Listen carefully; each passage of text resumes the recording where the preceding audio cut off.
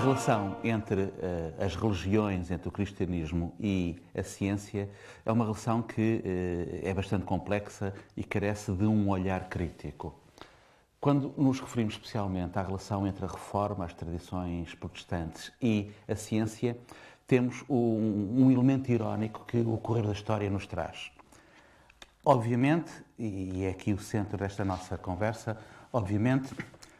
a Reforma Protestante e o pensamento científico, na medida em que em grande facto são coincidentes, quer em termos geográficos, quer em termos cronológicos, elas são obviamente interdependentes e a revolução científica, o pensamento científico, é muito vai beber à Reforma, como iremos ver. Contudo,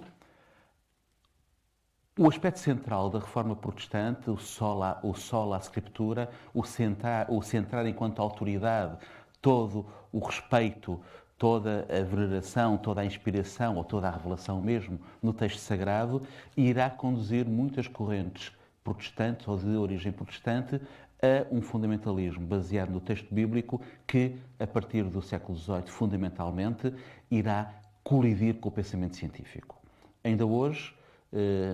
há um sem número de correntes de origem protestante que, defendendo uma total certeza do texto bíblico, afirmam uma narrativa sobre a criação que choca em tudo com as narrativas, com a construção científica, criando em muitas situações problemas gravíssimos em termos até de integração social em meio escolar. Portanto, ironicamente, se podemos dizer que num início de carreira o pensamento científico em muito deve ao mundo protestante, à Reforma Protestante, à revolução de pensamento que Lutero e Calvino trazem, a verdade é que com o correr dos tempos a centralidade no texto bíblico irá, no fundo, fomentar exatamente o oposto. E, em primeiro lugar, o primeiro aspecto que é fundamental para se compreender a importância da Reforma Protestante no pensamento científico encontra-se inevitavelmente naquilo a que eu poderia designar, caracterizar como um equilíbrio complexo entre o indivíduo e o coletivo. No essencial, a forma de vida cristã no Ocidente europeu, a partir fundamentalmente dos séculos XI, XII, vai se centrar muitíssimo na questão do pecado e em rituais, em práticas religiosas em torno do pecado. Nós, no final do século XI, temos literalmente a invenção do purgatório, temos o primeiro texto onde a palavra nos surge. A partir do século XII, XIII, temos uma série de consignações de formas de religiosidade que são, acima de tudo, formas de expiação do pecado. Temos a obrigatoriedade da confissão auricular, pelo menos uma vez por ano, na Páscoa. Temos o nascimento da mecânica dos anos santos em Roma. Temos, enfim, os concílios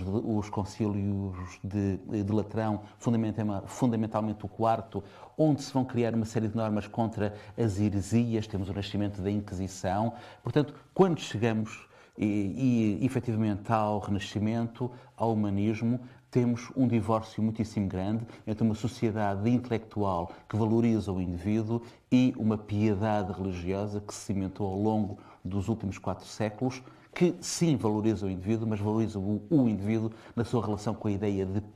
pecado original, com a sua condição humana enquanto pecador. Ora, a Reforma Protestante vai, de facto, e se olharmos para as primeiras 20 teses das chamadas 95 teses de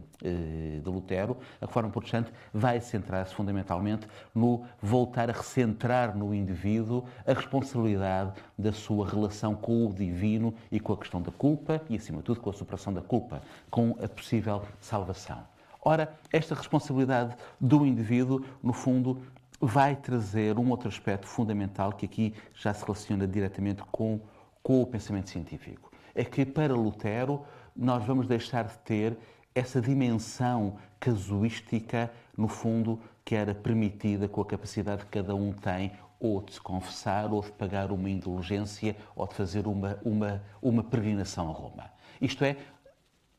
há uma dimensão teológica da relação com, podemos dizer, o universal, com o macro, que vai fazer sucumbir a relação individual de uma religiosidade milagreira, de uma religiosidade que depende da relação de um indivíduo com as suas capacidades para poder obter da Igreja algum favor. Ora, esta versão de um cristianismo que olha cada vez mais valorizando o indivíduo, mas olha para o universal, no fundo, corresponde também a uma certa rejudaização que o mundo protestante irá fazer recorrentemente, não só com Lutero, mas até aos dias de hoje. Uma rejudaização onde, no fundo, se vai redescobrir e valorizar os textos do Antigo Testamento referentes não só à criação, não só ao colocar do Deus como o Criador do mundo e o Criador das mecânicas do mundo que o fazem estar em contínuo andamento, mas acima de tudo os textos que colocam o homem numa relação de aliança, numa relação de contrato. Isto é, as relações com Deus regem segundo leis universais e não se regem segundo a tal casuística, segundo o aspecto da relação individual, do milagre que cada um consegue obter. Ora, estamos perante, de facto, aquilo que podemos dizer que seria uma inevitabilidade. Com Lutero ou sem Lutero, com a reforma da forma como ela aconteceu, ou com uma reforma de uma outra forma, há uma revolução de mentalidade que estava a ter lugar. Uma revolução de mentalidade que nos faz caminhar no sentido das leis universais, no sentido daquilo que é estabelecido por regras, em detrimento das leis casuísticas, das leis particulares, daquilo que é estabelecido e governado pelas vontades e pelas capacidades de cada um. E o pensamento científico, de facto, é aqui que vai beber o fundamental à reforma protestante. O pensamento científico será, pela primeira vez, e até o próprio direito irá assumir exatamente uma mesma linha, saindo do particular para o geral e depois do geral então descendo para o particular. Ora, quer o direito, quer a ciência, que nascem no século XVI e que se consolidam no século XVII com o método científico, vão olhar para a realidade e vão